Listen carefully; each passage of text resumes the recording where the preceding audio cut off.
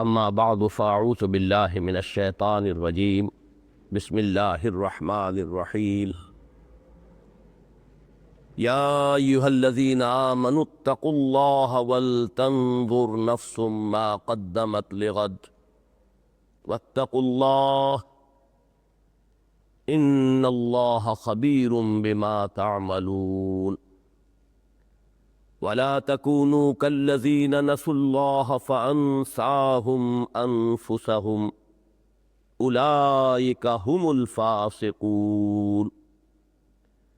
لا يستوي أصحاب النار وأصحاب الجنة أصحاب الجنة هم الفائزون صدق الله العظيم رب اشرح لي صدري ويسر لي امري واحلل عقدة من لساني يفقهوا قولي اللهم ربنا الهمنا رشدنا واعذنا من شرور انفسنا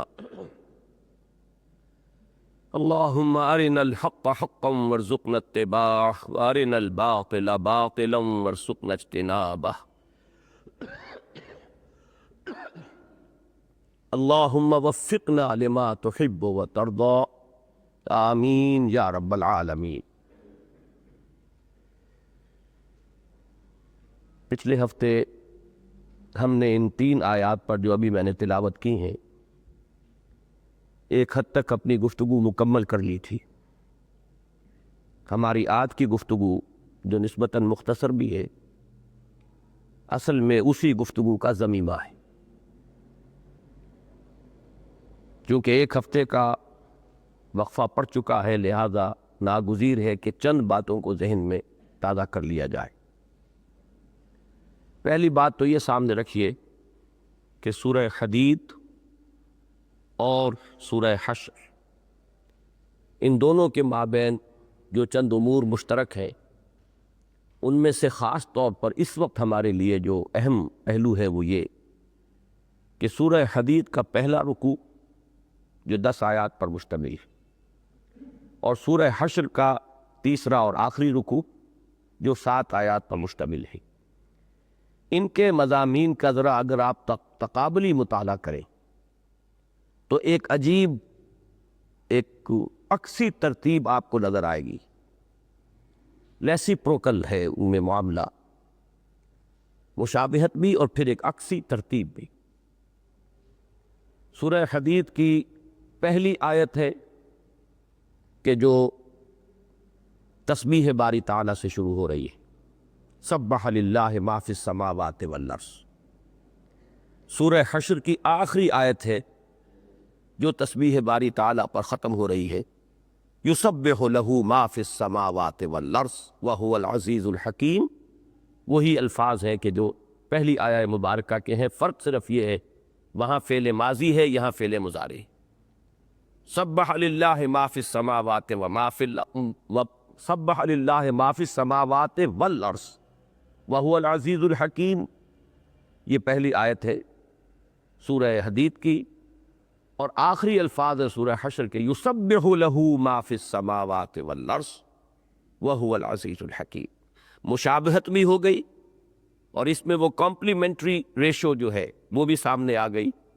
کہ فعل ماضی اور فعل حال نے مل کر گویا کہ زمان کا احاطہ کر لیا،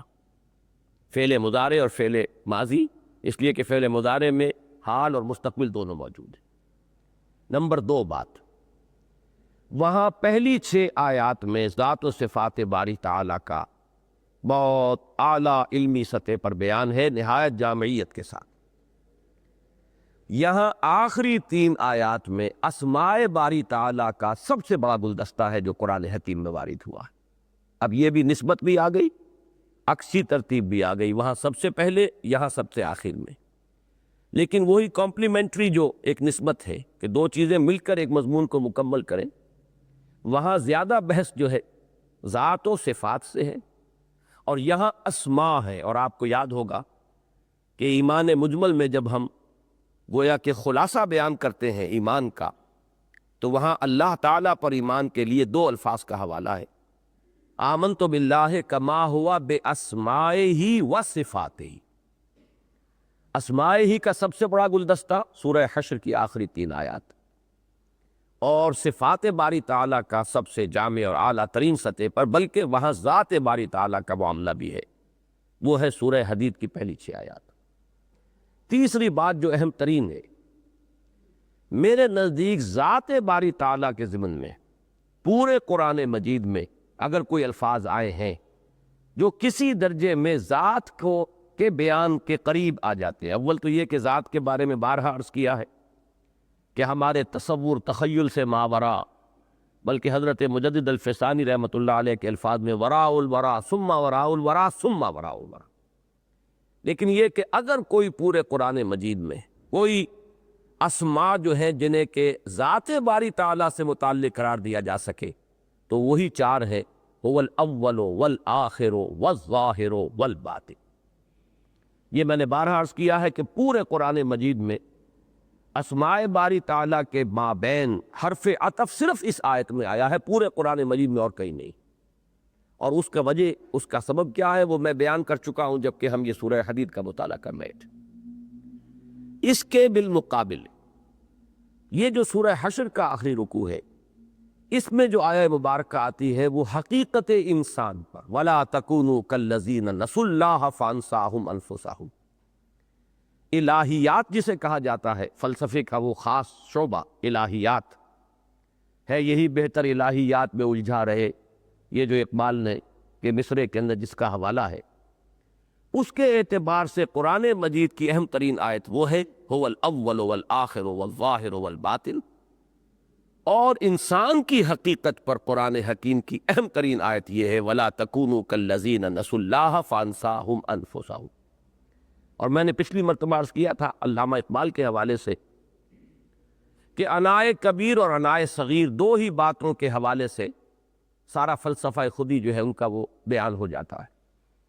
کہ اللہ کا تصور کیا ہے، دی بگ آئی ایم، انا، جس کے لیے میں خاص طور پر جب بھی یہ مضمون آتا ہے تو میرا ذہن لا محالہ منتقل ہوتا ہے سورہ طٰہٰ کے ان الفاظ کی طرف، اننی انا اللہ لا الہ الا انا۔ اکثر و بیشتر مقامات پر آپ قرآن مجید میں دیکھیں گے کہ اللہ واحد متکلم کا صیغہ اپنے لیے نہیں بلکہ جمع متکلم کا، انا نحن نزلنا الذکر وانا لہ لحافظون۔ لیکن بعض مقامات وہاں جہاں یہ متکلم کا صیغہ آتا ہے، اور میں سمجھتا ہوں کہ اس میں اہم ترین، جامع ترین، اور میں سمجھتا ہوں کہ پر ہیبت ہونے کے اعتبار سے، پر جلال ہونے کے اعتبار سے، جیسے کہ وہ الفاظ میں نے بارہا آپ کو سنائے ہیں جو سورہ حدید کی اس آیت کے بارے میں هو الاول والآخر والظاہر والباطن، امام راضی نے لکھے کہ اعلم ان ھذا المقام مقام غامض عمیق مہیب،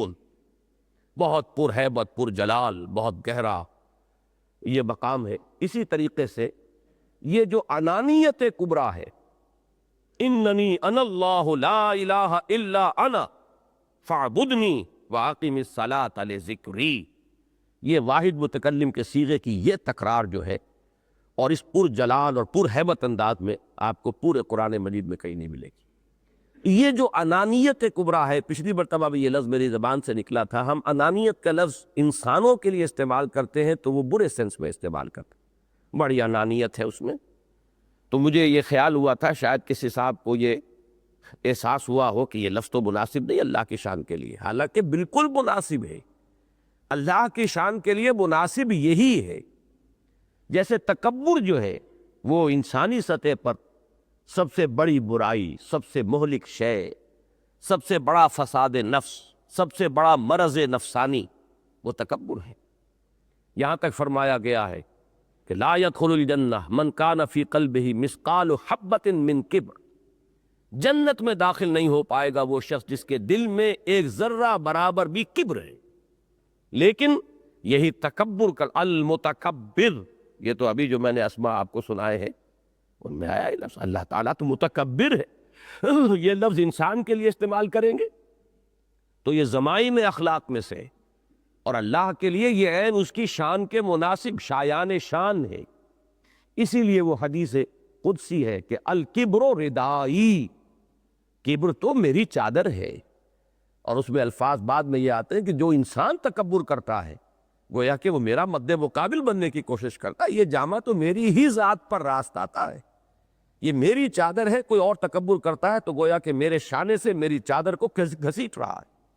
اور یہ اس وقت کے تمدن میں کسی بڑی شخصیت, کسی صاحب حیثیت انسان کی سب سے بڑی توہین و تذلیل سمجھی جاتی تھی کہ اس کی چادر کھینچ لی جائے. تو اللہ تعالیٰ نے فرمایا کہ جو انسان تکبر کرتا ہے گویا کہ وہ میری چادر گھسیٹ رہا ہے. یہ شان جو ہے ذہن میں رکھیے کہ ایک ہے وہ انائے کبیر, the big ego, the infinite ego, انائے مطلق, اور ایک ہے یہ انائے مقید کہہ لیں, انائے صغیر کہہ لیں. یہ ہے انسان. جب میں کہتا ہوں میں, یہ میں جو ہے یہی ہے در حقیقت انسان کی اصل, جو اس کی شخصیت کی طرف اشارہ کرنے والی شے. اور اسی کو علامہ اقبال نے جب بیان کیا ہے تو وہ ان کا فلسفہ خود ہی بنا ہے. اب اس کے بعد آپ دیکھیے سورہ حدید میں 6 آیات کے بعد ایمان کا تذکرہ ہوا, انفاق کا تقاضا کیا گیا. سورہ حشر میں اسی کو تقوی سے تعبیر کیا جا رہا ہے. انفاق کے لیے وَلْتَنْظُرْ نَفْسٌ مَا قَدَّمَتْ لِغَدٍ, ہر انسان کو چاہیے وہ دیکھے وہ کل کے لیے کیا بھیج رہا ہے, اللہ کے بینک میں اس نے کیا جمع کیا. مضمون وہی ہے, الفاظ بدل گئے ہیں. یہ تقابل سے اصل میں تعرف الاشیاء بازدادها, جب تقابل سے کا مطالعہ کیا جاتا ہے جس کو آپ تقابلی مطالعہ کہتے ہیں, کمپیریٹو اسٹڈی, تو آیات قرآنیہ کی کمپیریٹو اسٹڈی سے بہت کچھ حقائق اور معارف جو ہے وہ مزید اجاگر ہو کر سامنے آتے ہیں. اس کے بعد سورہ حدید میں بھی قرآن مجید کی عظمت, یہ ہے جو اندھیروں سے روشنی کی طرف نکالنے والی شے. هو الذی ينزل على عبده آیات بینات لیخرجکم من الظلمات الى النور. اور یہاں بھی آپ کو مضمون ملے گا, لو انزلنا هذا القرآن على جبل لرأيته خاشعا متصدعا من خشیۃ اللہ وتلک الامثال نضربها للناس لعلهم يتفکرون. اس طریقے سے ان 7 آیات کا اور ان 7 آیات سورہ حشر کے آخری رکوع کی اور 10 آیات جو ہے سورہ حدید کے پہلے رکوع کی, ان کا اگر آپ تقابلی مطالعہ کریں گے تو بہت سے حقائق جو پچھلی مرتبہ بھی کچھ بیان ہوئے مزید اجاگر ہو کر سامنے آ جائیں. جہاں تک ان 3 آیات کا تعلق ہے, میں عرض کر چکا ہوں کہ جو درمیانی آیت ہے جس پر ساری گفتگو پچھلی مرتبہ تفصیل سے ہوئی اور آج اسی کا ضمیمہ ہے کہ جو سامنے آنے والا ہے, تو میں نے ربط بیان کیا تھا اور میں نے یہ عرض کیا تھا کہ اس آیت کا جو مفہوم ہمارے متقدمین نے بھی اور موجودہ زمانے میں بھی اکثر مفسرین نے اختیار کیا ہے, وَلَا تَكُونُوا كَالَّذِينَ نَسُوا اللَّهَ فَأَنسَاهُمْ أَنفُسَهُمْ, یعنی یہ کہ جو لوگ اللہ کو بھول جاتے ہیں, اللہ کو بھلا دیتے ہیں, تو اللہ تعالیٰ انہیں غافل کر دیتا ہے اپنے نفع و نقصان سے, حقیقی نفع و نقصان, اپنے حقیقی کامیابی اور ناکامی. ذالک یوم التغابن, کامیابی اور ناکامی کا دن تو ہے قیامت کا دن. جب اللہ کو انسان بھول گیا تو اپنے نفع نقصان سے بھی وہ غافل ہو گیا اور اس طرح وہ ہلاکت اور بربادی کا نوالا بن گیا. امام راضی نے ایک نقطہ اور اس میں نکالا تھا کہ انسان کو اللہ تعالی غافل کر دے گا اپنے تن سے میدان حشر میں, کہ اس قدر شدائد ہوں گے اس وقت اس پر, اور اتنی سختی بیت رہی ہوگی کہ اسے, جسے ہم محاورے میں کہتے ہیں, اسے اپنے تن کا ہوش نہیں رہے گا. تو یہی فرمایا کہ فَأَنسَاهُمْ أَنفُسَهُمْ سے مراد جو ہے وہ ہے میدان حشر کے شدائد اور مصائب کی وجہ سے انسان کا اپنے تن سے غافل ہو جانا. اس اعتبار سے میں نے عرض کیا تھا کہ جو پہلی آیت ہے اور تیسری آیت ہے ان کے ساتھ ربط بھی بہت عمدگی کے ساتھ جڑ جاتا ہے, اس لیے کہ وہاں بھی فرمایا وَلْتَنْظُرْ نَفْسٌ مَا قَدَّمَتْ لِغَدٍ. اسی کی شرح تیسری آیت میں ہے کہ لا یستوی اصحاب النار و اصحاب الجنہ, اصحاب الجنت هم الفائزون. اصل نفع اور نقصان کا دن اس روز طے ہوگا, اس روز فیصلہ ہوگا. تو یہ مضمون کے جو متقدمین نے بھی لیا ہے اور متاخرین نے بھی, یہ اس میں بالکل اس کا ربط جو ہے قائم ہے. لیکن جو مضمون میں نے بیان کیا ہے اس کے اعتبار سے بھی یہ بات جو ہے میں اس وقت آپ کے سامنے رکھ رہا ہوں, اس کو ضمیمے کے طور پر اب شامل کر لیجئے اپنے ذہن میں. پچھلی مرتبہ یہ بات رہ گئی تھی کہ جو مضمون جس کی طرف کے میرا ذہن منتقل ہوا اور علامہ اقبال نے جس کے حوالے سے اس آیہ مبارکہ کو اپنے فلسفہ خودی کا ماخذ قرار دیا, اس کے اعتبار سے بھی ربط کلام نہ صرف یہ کہ قائم رہتا ہے بلکہ پہلے سے بھی بہتر بن جاتا ہے، اس لیے کہ پہلی آیت میں دو چیزوں کا بیان ہے، اور جس میں زیادہ زور ہے وہ کیا ہے؟ اتقوا اللہ، اللہ کا تقوی اختیار کرو، اور دوسری بات آخرت کا دھیان کرو، کل کے لیے کیا کر رہے ہو۔ اب میرے نزدیک دوسری آیت میں اصل میں ان دو مضامین میں سے پہلے مضمون کے ساتھ ربط ہے، وہ حقیقی تقوی جس کی اساس ہو محبت خداوندی، وہ اس کے بغیر انسان کو نصیب نہیں ہو سکتا کہ وہ خود اپنی حقیقت کا بھی شناسا ہو۔ اگر وہ اپنے آپ کو محض حیوان سمجھتا رہے گا تو وہ حقیقی تقوی کبھی نصیب ہی نہیں ہوگا، اور وہ جو اصل محبت خداوندی کا جذبہ ہے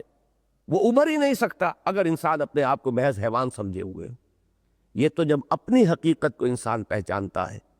اور معلوم ہوتا ہے کہ میرے اور میرے پروردگار کے درمیان کس قدر قرب ہے، نحن اقرب الیہ من حبل الورید، یہ قرب جو ہے کہ جو روح ملکوتی کی حقیقت کو سمجھنے سے، روح ربانی جو انسان میں پھونکی گئی، جو اصل انسان ہے، جو انسان کی اصل حقیقت ہے، اس کے معرفت سے جو تقوی پیدا ہوگا وہ ہے اصل میں کہ جس کے لیے اس آیہ مبارکہ کو اس کے بعد لایا گیا، اور تیسری آیت میں دوسرا مضمون آ گیا، وَلْتَنظُرْ نَفْسٌ مَا قَدَّمَتْ لِغَدْ کا تعلق ہے لا يستوی اصحاب النار واصحاب الجنہ سے، اور اتقوا اللہ دو مرتبہ جو آیا اس کا تعلق ہے وَلَا تَكُونُوا كَالَّذِينَ نَسُوا اللَّهَ فَأَنسَاهُمْ أَنفُسَهُمْ أُولَٰئِكَ هُمُ الْفَاسِقُونَ۔ تقویٰ کی ضد ہی فسق ہے، تو در حقیقت اس اعتبار سے یہ بأحسن وجوہ جو ہے ربط قائم ہوتا ہے کہ پہلی آیت میں دو چیزیں آئی، تقویٰ اور قیامت کا دھیان لگانا، اور اپنی جو بھی توانائیاں ہیں، قوتیں ہیں، وسائل ہیں، مال ہے، دولت ہے، اس میں سے آخرت کے لیے زیادہ سے زیادہ لگانا۔ تو ان دونوں مضامین کا تعلق اس درمیانی پہلی آیت کے اندر اب جو آیا ہے وہ تقویٰ سے تعلق ہے، اور دوسری آیت میں آخرت کا ذکر آ گیا، تو اس طریقے سے ربط جو ہے وہ پہلے سے بھی بہتر قائم ہوتا ہے۔ تیسری بات جو پچھلے درس کے میں جو یاد دہانی کرا رہا ہوں، وہ اہم مضمون ہے جو پچھلی مرتبہ میں نے بیان کیا تھا کہ تجدید کے کئی گوشے اپنے ذہن میں رکھ لیجئے۔ تجدید دین، مجددین بہت سے ہوئے ہیں، لیکن یہ کہ سب کے کام کی نوعیت ایک جیسی نہیں۔ بعض کی تجدید، مثلا حضرت عمر بن عبدالعزیز رحمہ اللہ کی تجدید جو ہے سیاسی سطح پر تھی، کہ پورا ڈھانچہ جو تھا اسلامی ریاست کا، اس میں جو بھی خرابی آئی تھی، جو بھی کمی آ گئی تھی، ایک دفعہ اللہ نے انہیں ہمت دی کہ پھر بالکل اسی سطح پر اس نظام حکومت کو قائم کر دیا۔ باقی ابھی فکری، اعتقادی کوئی مسائل، کوئی پیچیدگیاں، کوئی الجھنیں پیدا ہی نہیں ہوئی۔ یہ ہمارے مجدد اول ہے حضرت عمر بن عبدالعزیز رحمہ اللہ۔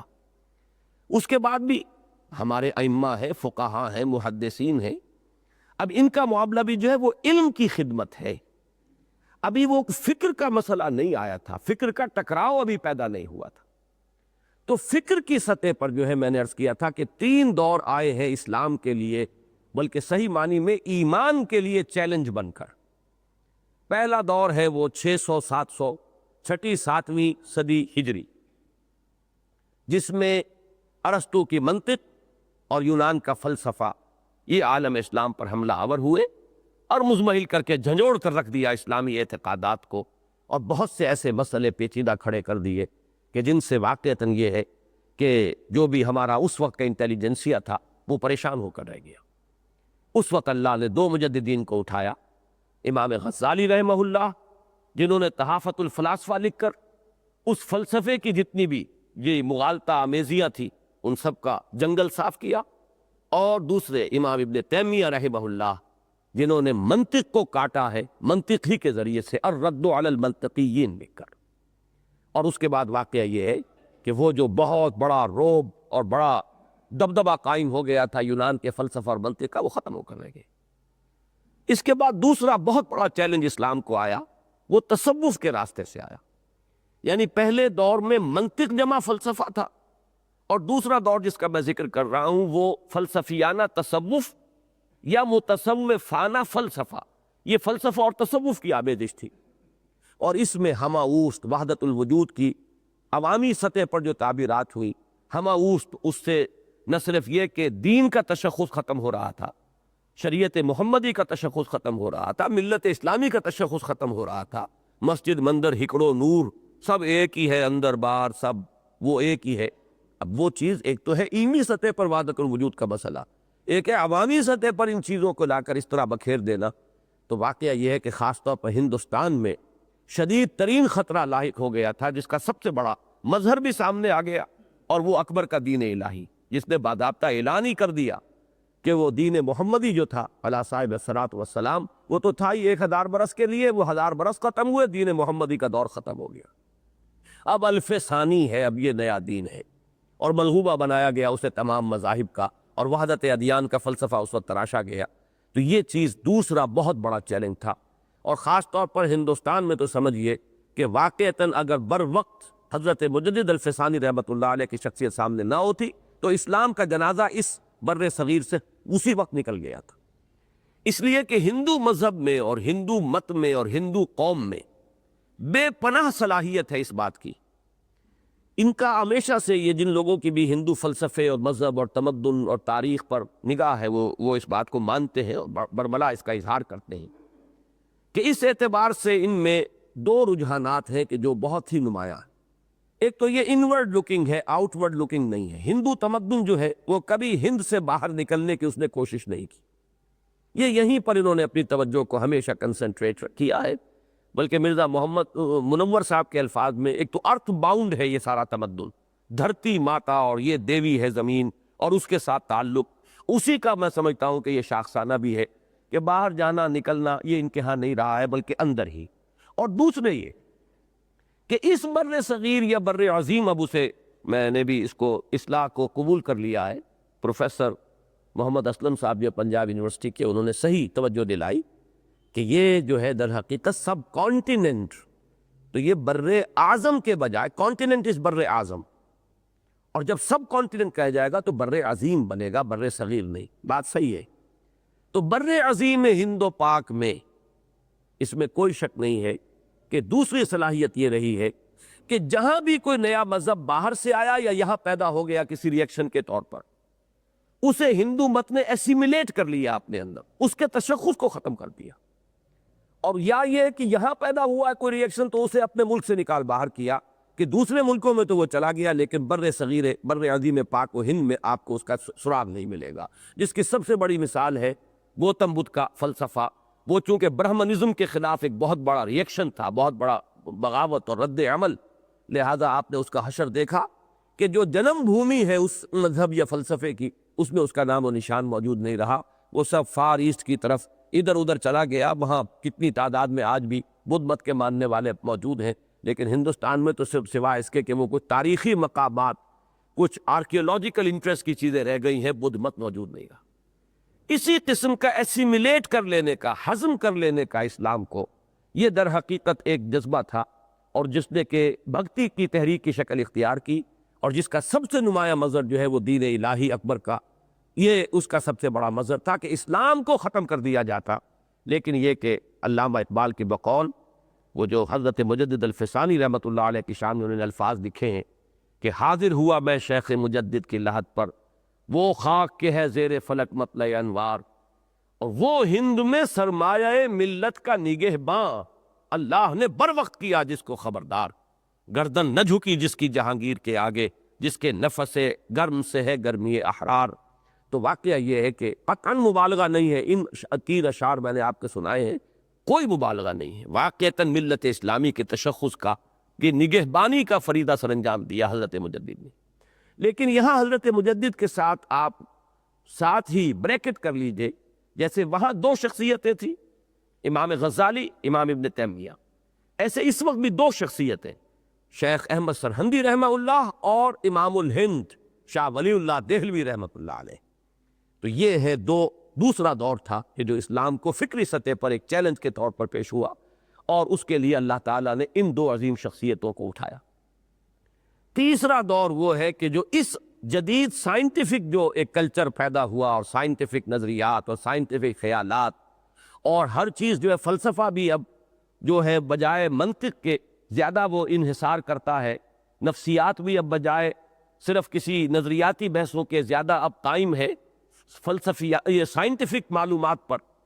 اس دور میں آ کر میں نے عرض کیا تھا کہ یہ جو چیلنج آئے طبیعیات کے میدان سے اور پھر بایولوجی علم الحیات کے میدان سے، طبیعیات کے میدان سے جو چیلنج آیا تھا وہ تو جلدی ہی ایویپوریٹ ہو گیا، اس لیے کہ مادہ جو تھا اس کی وہ ٹھوس پنا اس کا ختم ہو گیا، مادہ خود تحلیل ہو کر انرجی کی شکل اختیار کر گیا۔ اب تو جو لوگ سائنس کے اس ارتقاء کا ساتھ نہیں دے رہے ہیں ذہناً، وہ کچھ پچھلی صدی کی باتیں جو ہے دہراتے ہیں، ورنہ یہ کہ اس کا معاملہ ختم ہو گیا۔ ورنہ اس وقت جب یہ حملہ ہوا تھا بڑا شدید تھا، جس کا سب سے بڑا ہمارے بر صغیر پاک و ہند میں یا بر عظیم پاک و ہند میں سب سے بڑی جو نمائندہ شخصیت بن گئی تھی وہ سر سید احمد خاں کی تھی۔ معجزات کا انکار کیا وہ بھی اسی کی بنیاد پر، جنوں کے وجود کا انکار کیا وہ بھی اسی کی بنیاد پر، وحی کے بارے میں بڑی گمراہ کن باتیں کہیں وہ بھی اسی کی بنیاد پر، معراج جسمانی کا انکار کیا وہ بھی اسی کی بنیاد پر، کہ یہ جو دبدبہ قائم ہو گیا تھا، رعب قائم ہو گیا تھا فزکس کا، اور وہ نیوٹونین فزکس کا دور ہے، اسے ذہن میں رکھیے، ابھی آئنسٹائن کا تو وجود تھا ہی نہیں، اس کی وجہ سے گویا کہ اس کو حاکم بنایا گیا، اور اسلام کے یہ جتنے بھی ماوراء طبیعیاتی فنومینا ہے ہمارے ایمان سے متعلق، ان کی وہ توجیحات کرنے کی کوشش کی گئی کہ جو اس فزیکل جو بھی فنومینا اور فزیکل جو لاز ہیں ان کے اندر ایکسپلین ہو سکے۔ یہ در حقیقت اس دور کا تھا، لیکن جیسا کہ میں نے عرض کیا وہ دور ہی گیا، اب تو وہ چیلنج ہی ختم ہوا۔ آئنسٹائن نے آ کر اور جو اب آگے بڑھی ہے طبیعیات، اس میں تو اب انرجی کا دور ہے، باقی کوئی کس کو میٹر کہتے ہیں اس کا تو کوئی وجود ہی نہیں رہا۔ لیکن دوسرا جو آیا تھا در حقیقت چیلنج، وہ آج تک بھی برقرار ہے، اور اس کے اثرات بہت زیادہ وسیع حلقے میں پھیلے، اور وہ ہے ڈارون کا نظریہ ارتقاء، جس نے کہ تخلیق انسان کے معاملے کو اس طریقے سے چیلنج کیا ہے۔ اب آپ اندازہ کیجئے، قرآن حکیم میں 7 مقامات پر قصہ آدم و ابلیس آتا ہے۔ آدم و ابلیس کا قصہ آپ کو سورہ بقرہ میں ملتا ہے پورا رکوع، سورہ اعراف میں ملتا ہے پورا رکوع، سورہ ہجر میں ملتا ہے،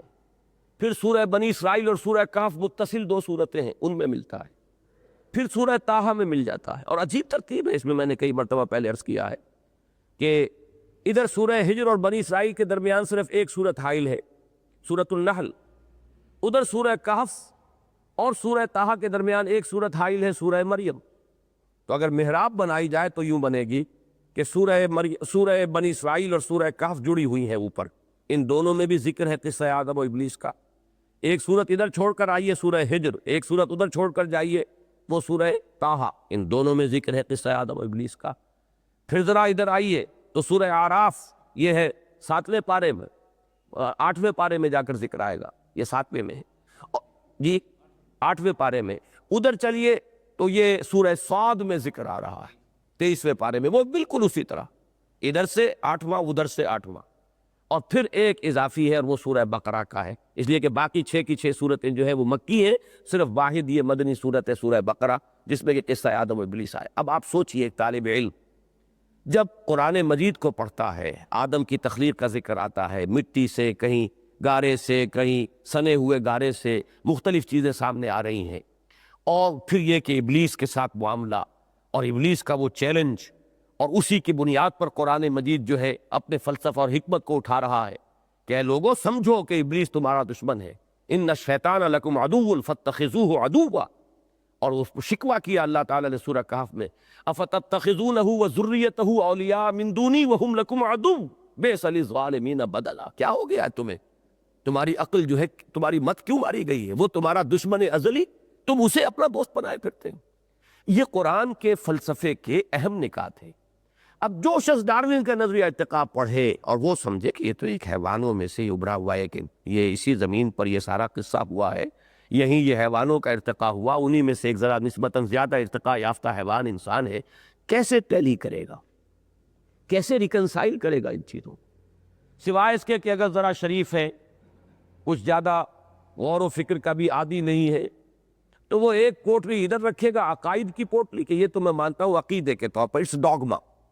کہ اللہ نے انسان کو بنایا، مٹی سے بنایا، اس سے بنایا، پھر شیطان کے ساتھ پھر وہ معاملہ بھی ہوا، فرشتوں کے سامنے بھی پیش کیا، یہ تو ڈاگما ہے بھائی، اس کے لیے کوئی عقل کی دلیل، کوئی منطق کی دلیل، کوئی سائنٹیفک کوئی بنیاد نہیں۔ ایک ہے سائنٹیفک، وہ یہ ہے، اور ان دونوں چیزوں میں آپ کو معلوم ہے کہ بعد المشرقین ہے۔ نتیجتاً انسان جب ان دو چیزوں کو اپنے ذہن میں رکھے گا، دو متضاد چیزوں کو بیک وقت مانے گا، متضاد سمجھتے ہوئے جانتے ہوئے، تو اس کا اپنا فکر بھی سپلٹ ہو جاتا ہے، اس کی اپنی پرسنالٹی بھی سپلٹ ہو جاتی ہے۔ وہ سپلٹ پرسنالٹی دنیا میں کچھ نہیں کر سکتی، منقسم شخصیت وہ دنیا میں کوئی کام نہیں کر سکتی۔ یہ تو بڑی well integrated and well composed personalities ہوتی ہیں جو دنیا میں کوئی کام کر سکتی ہیں۔ یہ جو فلسفہ ہے، جیسا کہ میں نے عرض کیا پچھلی مرتبہ، اگرچہ سائنس کے میدان میں تاحال وہ ایک نظریہ ہے، اس پر جرح بھی ہوئی ہے، جیسے وہ کلا جرح کرتے ہیں گواہوں پر، جرح بھی ہوئی ہے، بہت سی چیزیں اس کے خلاف بھی کہی گئی ہیں، لیکن اس کا متبادل کوئی نظریہ تاحال سامنے نہیں آ سکا۔ اور یہ اب سمجھیے کہ ایک صدی بیت رہی ہے، اس پوری صدی میں اس نے جس طریقے سے پولیوٹ کیا ہے، پولیوشن ایک تو وہ ہے جو فضا کی اور پانی کی ہو رہی ہے، جس کا پوری دنیا میں اس وقت چرچا ہے، ہمارے انوائرمنٹ کا اور فضا کا اور پانی کا پولیوشن ہے، سمندر پولیوٹ ہو رہے، لیکن سب سے بڑھ کر جو پولیوشن ذہن میں ہوئی ہے کہ وہ انسان کی عظمت اور انسان کا کوئی علیحدہ مقام اور انسان کی کوئی حیثیت اور علیحدہ مرتبہ، اس کا کوئی جداگانہ تشخص، یہ ختم ہوا اور انسان نرا ایک حیوان بن کر رہ گیا۔ بس آپ کہہ سکتے ہیں نسبتاً زیادہ ہائر پلین پر ہے، وہ ہے بالکل حیوان، حیوان کے علاوہ انسان میں کچھ اور نہیں۔ نتیجہ کیا نکلا؟ جیسا کہ میں نے پچھلی مرتبہ عرض کیا تھا کہ ادب اور بعض اوقات فلسفے تک کے راستے سے وہ فکر سامنے یہ آئی ہے کہ اب انسانوں کا اصل امام حیوان ہے، حیوانوں سے اب استدلال کیا جاتا ہے، اخلاقیات کی جو کا انہدام کیا گیا ہے، اخلاقی قدروں کا جو انہدام کیا گیا وہ اسی حوالے، حیوانوں میں تو کوئی تقسیم نہیں ہے، یہ خام خواہ انسانوں نے اپنے پاؤں میں بیڑیاں ڈال لی ہیں، اپنے پاؤں میں زنجیریں ڈال لی ہیں، حیوان تو ماں بیٹی بیوی بہن میں کوئی فرق نہیں کرتا، جہاں اس کو ضرورت ہوتی ہے ایک طبعی تقاضا ابھرتا ہے اس کے اندر سے، اور جیسے بھی ہو جو بھی اسے اپنے جنس کا اپوزٹ سیکس جہاں بھی مل جائے، اپنے نوع کا اپوزٹ سیکس، اپنی سپیشیز کا اپوزٹ جو سیکس مل جائے گا وہ اسے اپنی پیاس بجھا لے گا، جیسے کہ پانی جہاں مل جائے پیاس بجھا لی جاتی۔ یہ ہے جس نے کہ ساری ان قدروں کو پامال کر کے رکھ دیا، اور اسی کا نتیجہ یہ جیسا کہ میں نے عرض کیا تھا کہ یہ ٹپ آف دی آئس برگ کی حیثیت رکھتی ہے چیزیں، کہ اب نیوڈ کلبز بھی ہیں اور بالکل ننگے، حیوان تو کوئی کپڑے نہیں پہنتے، انہیں تو کوئی شرم نہیں ہے، یہ خام خواہ انسان نے شرم کا لبادہ اوڑھ لیا، وہ بالکل ننگے پھرتے ہیں اور وہ سب کچھ ہوتا ہے، علی اعلان ہوتا ہے، جو بھی ہے ہم نے خام خواہ اس کے لیے پردے، اور وہ جو اقبال نے کہا تھا پھر کہ غیرت نہ تجھ میں ہوگی نہ زن اوٹ چاہے گی، یہ ایک جس تہذیب جدھر جا رہی ہے کہ یہ تو ادھر جا رہی ہے کہ یہ کوئی دن کی بات ہے مرد ہوش مند، غیرت نہ تجھ میں ہوگی نہ زن اوٹ چاہے گی۔ یہ سارے جو بھی ہمارے جو پچھلے بقول ان کے جو فرسودہ قسم کے ہم نے اپنے ذہنوں کے اوپر قائم کر لیے ہیں، حجابات اور حیا اور شرم، یہ ساری کیا باتیں، کہاں ان حیوانوں میں کہاں ہے؟ جب ہم بھی حیوان ہیں تو ہمارا امام تو حیوان ہی ہونا چاہیے، اور ہمیں انہی سے ساری جو ہے رہنمائی حاصل کرنی چاہیے۔ یہ ہے اصل میں اس دور کا سب سے بڑا پولیوشن جو فکری سطح پر ہوا۔ اچھا، اب اس کے حل دو ہو سکتے تھے نظری طور پر۔ ایک حل تو یہ ہوتا کہ ڈارون کے نظریے ہی کا پورا ابطال کر کے جوابی نظریہ میدان میں آ جاتا تو بات ٹھیک تھی، وہ نظریہ تحلیل ہو جاتا، جیسے نیوٹونین فزکس ختم ہو چکی ہیں، اسی طریقے سے ڈاروینین بایولوجی یا جو بھی اوریجن آف سپیشیز کا اس کا نظریہ تھا، یہ اس کی کتاب کا نام ہے دی اوریجن آف سپیشیز، تو یہ سب ختم ہو جاتا تو یہ اثرات زائل ہو جاتے، وہ تو تاحال نہیں ہوا، اور اس کے آثار بھی کوئی نظر نہیں آ رہے۔ پورے عالم اسلام میں سے بھی ابھی کوئی ایسی بات نہیں اٹھ پائی ہے کہ جو اس میدان میں کوئی جوابی کوئی فلسفے کے طور پر لا سکے۔ البتہ اس میں جو میری رائے ہے وہ پھر کسی وقت میں آپ کے سامنے عرض کروں گا، اس وقت اس کے بیان کرنے کا موقع نہیں ہے۔ البتہ اس کا ایک حل وہ ہے جو علامہ اقبال نے کیا، اور وہ یہ ہے کہ اس معاملے کو ایک طرف رکھتے ہوئے اسے سائنس کا ایک نظریہ اس میدان کے اندر جو بھی اس کے ساتھ ہو رہا ہے اسے بھی چلنے دے، لیکن اگر انسان کی اصل حقیقت کو کھول کر واضح کر دیا جائے کہ انسان ایک مرکب وجود کا حامل ہے، ایک حصہ اس کا حیوانی ہے، اور اس کے بارے میں کوئی اگر اتقاء کو بھی مانے تو کوئی حرج نہیں، مان لیجئے، کوئی اس سے فساد نہیں ہوگا، جبکہ انسان یہ سمجھے کہ میری اصل حقیقت حیوانی نہیں ہے، روحانی ہے، میں اصل جو ہوں وہ سیلف ہے میری، وہ میری خودی ہے، وہ میں جو ہوں وہ یہ نہیں ہوں۔ یہ جو میٹیریل شیٹس جو میں نے آپ کو اپنشد کے حوالے سے جملہ سنایا کہ مین ان his ignorance identifies himself with the material sheets، which encompasses real self. اصل خودی جو ہے اس کے اوپر یہ جو غلاف لپٹ گئے ہیں مادی غلاف، یہ حیوانی وجود ہمارا جو ہے در حقیقت مادی غلافات کے مادی غلافوں کے مترادف ہے. ان غلافوں میں ہے اصل شے. یا جیسے اقبال نے علم کے بارے میں کہا کہ عشق کی تیغ جگر دار اڑا لی کس نے، علم کے ہاتھ میں خالی ہے میان اے ساقی. اب میان کس لیے ہوتی؟ تلوار رکھی جائے اس میں، تلوار تو نکال لی، اب خالی میان لیے پھر رہے تو وہ تو کوئی بیکار سی شے ہے. اسی طرح وہ سیلف کی تلوار جو تھی اندر وہ تو گئی، اس کا تو ذہن کے سامنے تصور ہی نہیں رہا. اب وہ جو میان ہے وہ میان ہے یہ ہمارا مادی وجود، یہ حیوانی وجود، وہی رہ گیا. اب اگر یہی چیز سامنے رہے گی تو اس میدان میں ظاہر بات ہے کہ فلسفہ ارتقاء یا نظریہ ارتقاء نے جو بھی مواد فراہم کر دیا ہے تاحال اس کا کوئی انکار نہیں کیا جا سکا. ٹیکنیکلٹیز ہیں بعض جو حضرات اس موضوع سے دلچسپی رکھتے ہیں ان کے لیے میں عرض کر دوں، اگرچہ ذرا ٹیکنیکل ایشو ہے یہ. فلسفے کی بنیاد کیا ہے؟ فلسفے کی بنیاد یہ ہے کہ اس دنیا میں حیوانات کو برقرار رہنے کے لیے، اپنے تسلسل کو باقی رکھنے کے لیے ایڈیپٹیشن کرنی پڑتی ہے اپنے ماحول کے ساتھ. تو سروائیول آف دی فٹسٹ کا اصول چلتا ہے، یہاں تقابل چل رہا ہے، تنازع للبقاء، جو اسٹرگل فار ایگزسٹنس ہے وہ جاری ہے. اور اس میں ظاہر بات ہے جو سروائیول آف دی فٹسٹ کا اصول ہے وہی قائم ہے یہاں پر، کہ جو اقبال نے جو کہا ہے جرم ضعیفی کی سزا مرگ مفاجات. جو فٹ نہیں رہے گا وہ ایلیمینیٹ کر دیا جائے گا، ختم ہو جائے گا، جو فٹ ہوگا وہ باقی رہے گا. تو یہ جو بقائے اصلح یا سروائیول آف دی فٹسٹ ہے یہ اس کے فلسفے کا پہلا نقطہ ہے. دوسری بات وہ یہ کہتا ہے کہ جب انوائرمنٹ بدلتا ہے تو ایک لیونگ جو آرگنزم ہے وہ اس کے ساتھ اپنے جسم کے اندر ایک ایڈجسٹمنٹ کرتا ہے، اس کے مطابق اپنے جسم کے اندر کچھ ایکوائرڈ کریکٹرز حاصل کر لیتا ہے. اگر کہیں سردی زیادہ ہے تو اس کے مطابق اس کے جسم میں کچھ تبدیلیاں آئے گی، اس لیے کہ اس ماحول کے اندر آ گیا ہے. بہت شدید گرمی کے ماحول میں رہتا ہے تو اس کو ساتھ اپنے آپ کو ہم آہنگ کرنے کے لیے، تو ان کو کیا کہا جاتا ہے؟ Acquired characters. اب تیسری بات اس نے یہ کہی ہے کہ یہ ایکوائرڈ کریکٹرز تھوڑے تھوڑے ہوتے ہیں، بہت مائنیوٹ، اور پھر یہ نسل بعد نسل منتقل ہوتے ہوئے بڑھتے بڑھتے اتنے ہو جاتے ہیں کہ بالکل نئی سپیشیز وجود میں آ جاتی. ٹیکنیکلی جو جرا کی گئی ہے، اگر اس میں ایک بات وہ ثابت کر دیں، سائنٹیفک نظریہ جو ہے وہ ایک اسٹیبلش سائنٹیفک فیکٹ کب بنتا ہے؟ جبکہ اسے سائنٹیفکلی ویریفائی کرا دیا جائے، ورنہ اس سے پہلے وہ نظریہ رہے گا. آپ ویریفائی کرائیے، اسے تجربے کے ذریعے سے ویریفائی کرا دیجئے، وہ ثابت، اب وہ قبول کر لیا جائے گا ایز اے فیکٹ.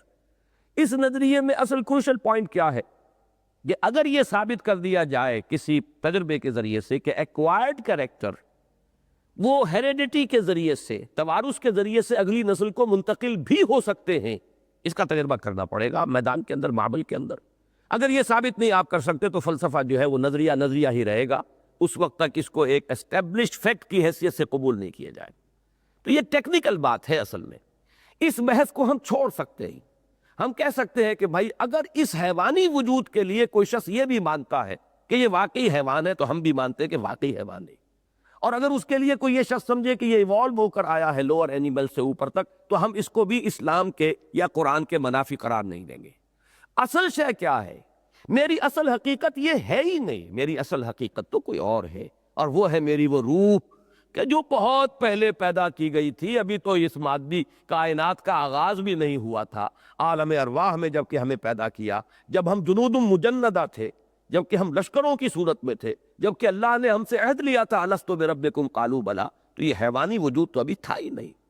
یہ جو تنزل جس کو میں کہتا ہوں، اس پر بھی مجھے اس مضمون کو آگے بڑھانا ہے. یہ تنزل ہے، اصل میں لطافت سے کثافت کی طرف تنزل ہوا ہے. اس کو بڑی خوبصورتی سے کہا ہے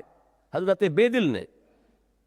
ہر دو عالم خاک شد تا بست نقش آدمی، اے بہار نیستی از قدر خود ہوشیار باش. یہ جو حقیقت مطلقہ ہے اس سے جو ایک فعل امر کن کا جو ظہور ہوا تھا، اس نے جو بھی شکل اس وقت اختیار کی، انتہائی لطیف کوئی شے. ایک قسط جو ہے اس سیٹ جن لوگوں نے لیا ان میں وہ دوسری قسط جو ہے حقیقت انسان کی، بڑی ثقیل ہے، مشکل ہے، لیکن جن حضرات کو دلچسپی ہو اس کے اوپر کوشش کریں، ذہن لگائیں. اس میں میں نے یہ باتیں بحث کی. یہ کن کیا ہے، کلمہ کیا ہے، عالم امر کیا ہے، عالم خلق سے اس کا فرق کیا ہے. لیکن وہاں سے پھر یہ لطافت نے کثافت کی طرف تنزل کیا ہے. پھر اس جب بالکل خاک تک آ گئے، کثیف ترین معاملہ پیدا ہو گیا، دس کرسٹ آف دی ارتھ، اب یہاں سے وہ ایولیوشن کا پروسیس شروع ہوا۔ اگر آپ مان بھی لیں نظریہ ارتقاء کو تو یہاں سے اب ارتقاء کا عمل ہوا، اس سے پہلے سارا تنزل کا عمل تھا۔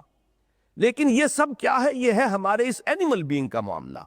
وہ جو معاملہ ہے روح کا، وہ تو باری تعالیٰ کی ذات کے ساتھ بڑا قرب رکھنے والی ایک حقیقت ہے۔ وہ تو سرائے امر رب اور وہ فعل کن جو ابتدائی معاملہ تھا، وہ اس دور میں وہاں اس وقت اس کو پیدا کیا گیا تھا اور ان سے ایک معاہدہ کیا گیا تھا، الست بربکم قالوا بلا، میں تو حقیقت میں وہ ہوں۔ یہ تو ایک غلاف ہے جو اللہ نے اس دنیا کی زندگی میں، جو بہت ہی محدود سا وقفہ ہے۔ میری زندگی تو بہت طویل ہے، تو اسے پیمانہ امروز و فردا سے نہ ناپ، جاویداں پہم دواں ہر دم جواں ہے زندگی۔ یہ تو اس کا بڑا چھوٹا سا وقفہ ہے، ایک امتحانی وقفہ ہے۔ اس وقفے میں اللہ نے مجھے ایک حیوانی جسم بھی دے دیا ہے۔ اب یہ ہے کہ ایک حیوان کا اور انسان کا تعلق تو وہ ہوتا ہے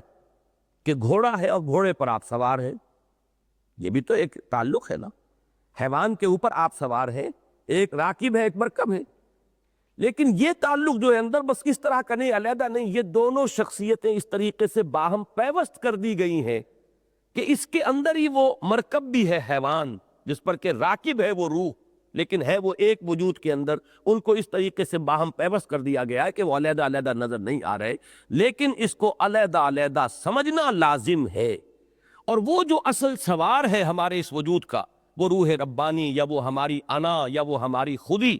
وہ کوئی مادی شے ہی نہیں، اس میں ایولیوشن کا سوال ہی نہیں۔ وہ جو معاملہ ہے وہ اس سے بالا تر ہے، اس سے بہت بلند ہے، اعلیٰ ہے، عرفہ ہے۔ اب اگر یہ بات سامنے آ جائے تو ڈارون کے نظریے کا جو زہریلا اثر ہے، جو پولیوشن ہے، وہ ختم ہو جائے گی۔ اور میں نے اسی لیے پچھلی مرتبہ یہ بیان کیا تھا کہ اس آیہ مبارکہ کے بارے میں ہمارے متقدمین کا ذہن ادھر کیوں نہیں گیا؟ اسی لیے نہیں گیا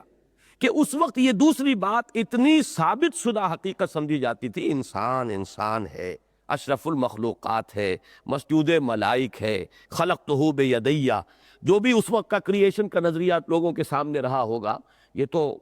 زمین سے یہ جو خاک ہے لے جائی گئی اور وہاں جنت میں اس کا وہ گارہ تیار کیا گیا، اس کا حیولہ تیار کیا گیا۔ یہ اس طریقے سے ذہنوں میں چیزیں بیٹھی ہوئی تھیں کہ انسان کا ایک امتیازی مقام، انسان کا شرف، انسان کی بزرگی، انسان کی عظمت، اس کا نقش اتنا گہرا تھا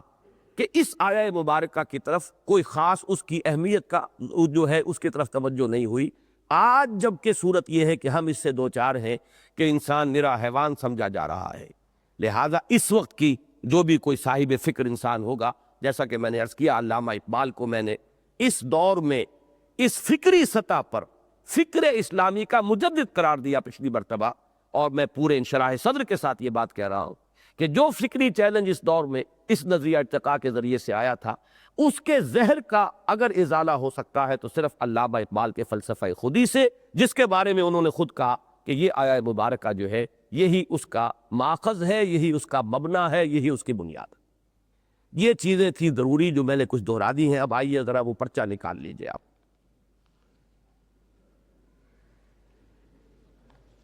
اس مضمون کا آغاز ہوا ہے اکبر الہٰبادی کے ایک قطعے سے، بڑا پیارا قطعہ ہے یہ۔ کہا منصور نے خدا ہوں میں، ڈارون بولا بوزنا ہوں میں، بوزنا کہتے بندر کو، ہنس کے کہنے لگے میرے ایک دوست، فکر ہر کس بقدر ہمت اوست۔ اب آپ اندازہ کرنا ہے کہ یہ اس دور میں، جیسے کہ میں نے وہ اشعار آپ کو سنائے جو غالباً اسلام کی نشرت ثانیہ وہ سن 67 کی تحریر ہے، یہ سن 66 کی تحریر نہیں، یہ تحریر تو بعد کی ہے،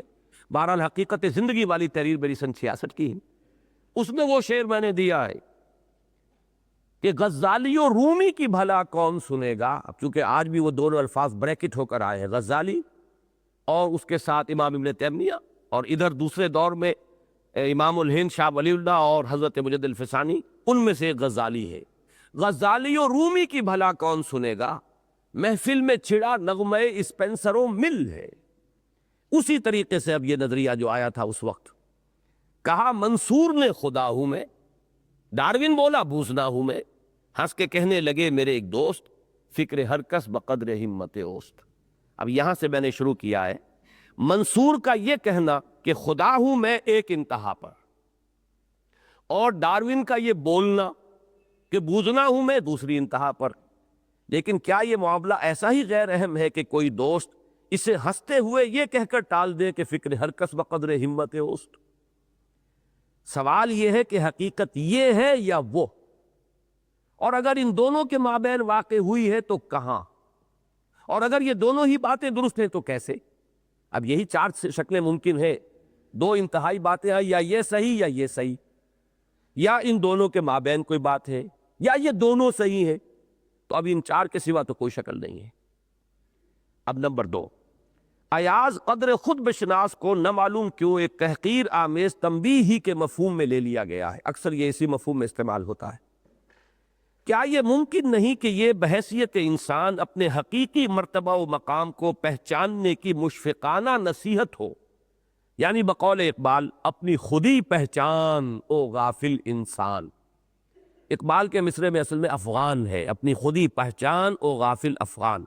لیکن یہاں میں نے اس لفظ کو بدلا ہے، اپنی خودی پہچان او غافل انسان۔ تو ایاز قدر خود بشناس، اس کا یہ مفہوم بھی تو ہو سکتا ہے۔ یا بقول بے دل، ابھی جو میں نے آپ کو شعر سنایا تھا اس کا ایک مصرع یہاں آ گیا ہے، اے بہار نیستی از قدر خود ہوشیار باش، اپنی حقیقت اپنی عظمت کو جانو۔ اب اس شعر کی مزید میں وضاحت نہیں کروں گا، وقت بہت کم ہے، اس لیے کہ یا تو یہ مانا جائے کہ محمود اور ایاز کی روایتی محبت بس ایک قصہ ہی ہے، یا پھر اس دوسرے امکان ہی کو مانتے بنے گی، یعنی یہ در حقیقت اپنی حقیقت پر متنبع ہونے کی ایک نصیحت ہے۔ اس لیے کہ یہ بڑا پیارا شعر ہے، نہ در بازی بہو دلداد محمود، دل محمود را بازی مپندار۔ محمود نے ایاز کو اگر اپنا دل دے دیا تھا تو کھیل کود میں نہیں دیا تھا، مذاق میں نہیں دیا تھا، محمود نے بھی ایاز میں کچھ دیکھا تھا، اس کی کوئی صلاحیتیں، اس کی کوئی ذہانت، کوئی فطانت۔ محمود کے دل کو کھیل نہ سمجھو، اس نے اگر دیا ہے تو کچھ دیکھ سمجھ کر اور سوچ سمجھ کر دل دیا تھا۔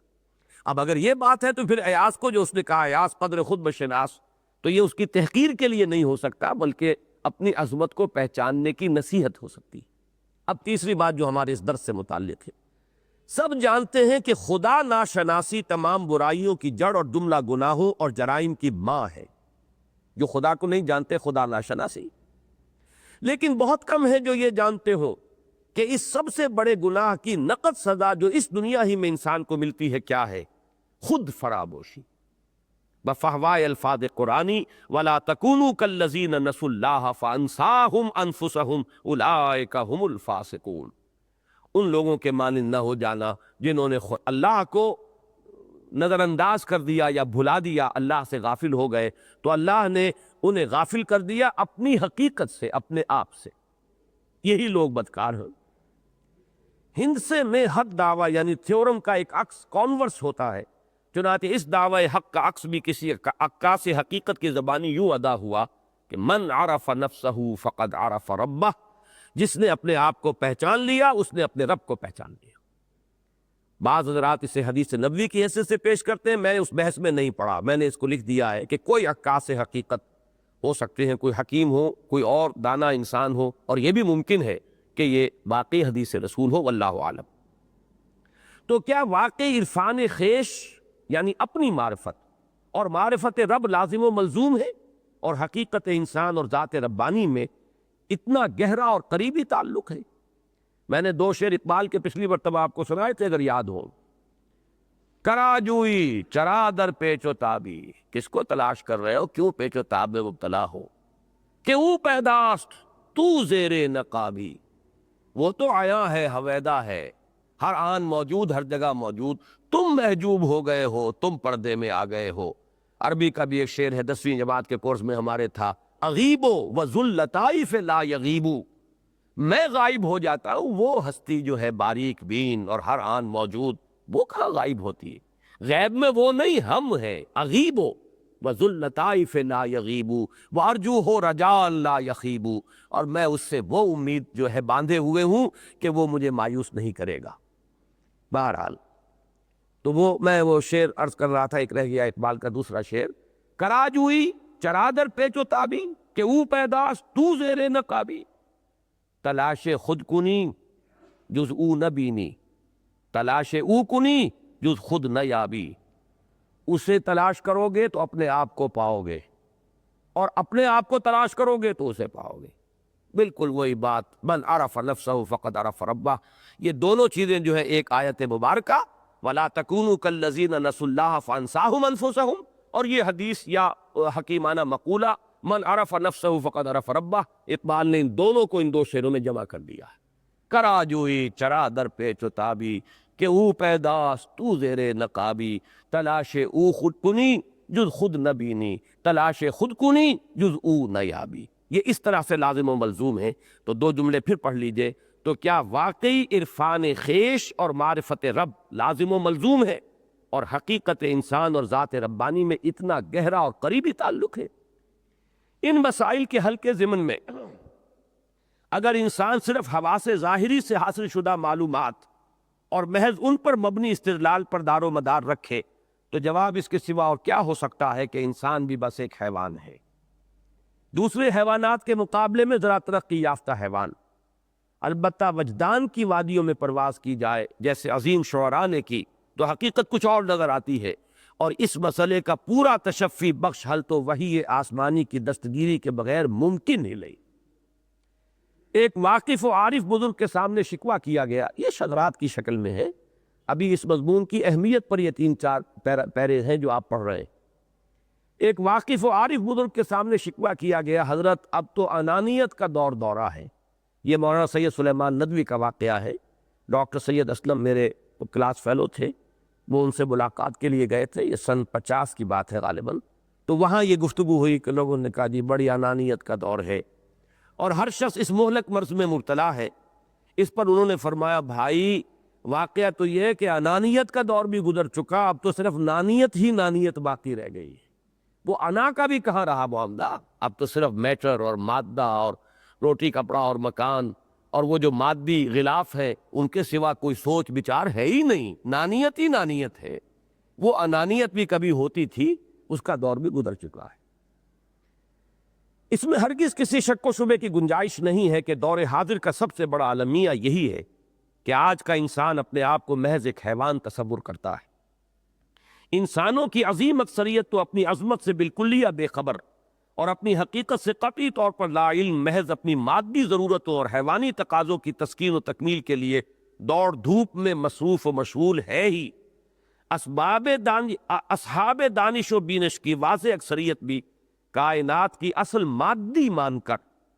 اور مادے کو حقیقی قرار دے کر واقعیت پسندی یعنی ریئلزم کے جانب رخ کیے ہوئے ہے، حتیٰ کہ جنہیں اس سطح سے ذرا بلند ہونے کی توفیق ملی ہے وہ بھی ذہن یعنی مائنڈ اور روح یعنی سول کی عینیت یا سنویت کی بحث میں الجھ کر گئے۔ یہ جدید فلسفے کی ایک بڑی گہری بحث ہے، mind and civil whether they are one or two different and independent entities۔ یہ کارٹیزین دیکارٹ کا جو فلسفہ ہے وہ کہلاتا ہے یہ ڈوئلزم، کارٹیزین ڈوئلزم۔ وہ تو مانتا ہے کہ یہ سول اور ہے اور انسان کا مائنڈ جو ہے وہ اور ہے، یعنی کوئی نہ کوئی سنویت اپنی شخصیت کے اندر تسلیم کرتا ہے۔ عام طور پر جدید ریئلزم جو ہے وہ کہتا ہے نہیں بس ایک ہی شے ہے انسان، اور یہی تصور بہت بڑے بڑے ہمارے جدید مذہبی مفکرین کے ذہنوں میں بھی بیٹھ گیا۔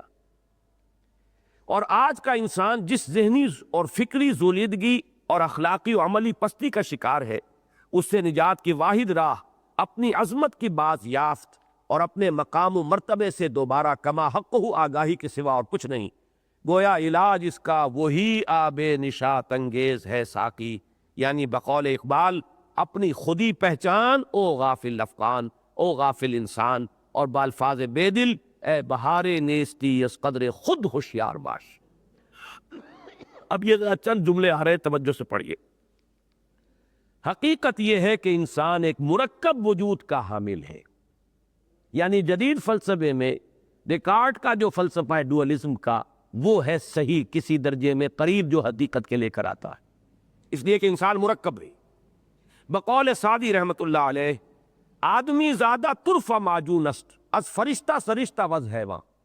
یہ ابن آدم عجیب چونچو کا مربع ہے، معجون مرکب ہے، اس میں فرشتہ بھی موجود ہے اور حیوان بھی موجود ہے، یہ دو ہے وہی ڈوئلزم۔ اب یہ جملے ہیں وہ جو میں نے عرض کیا، اس کا ایک جز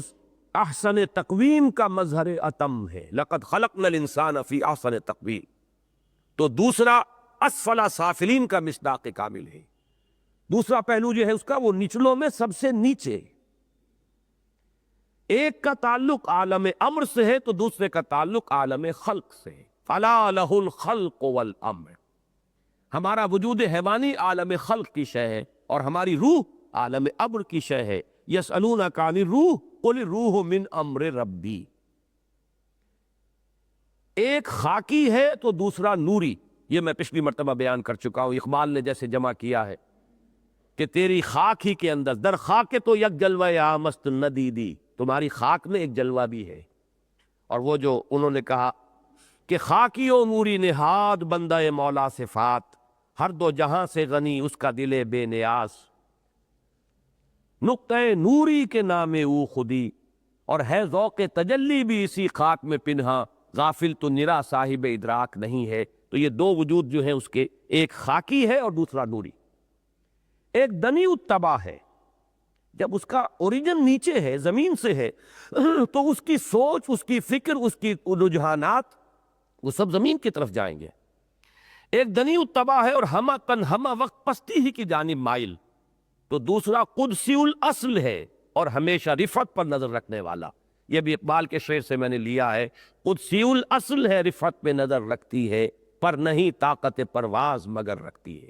ایک کی پرواز اپنے مرکز کی طرف مائل پرواز تھا حسن،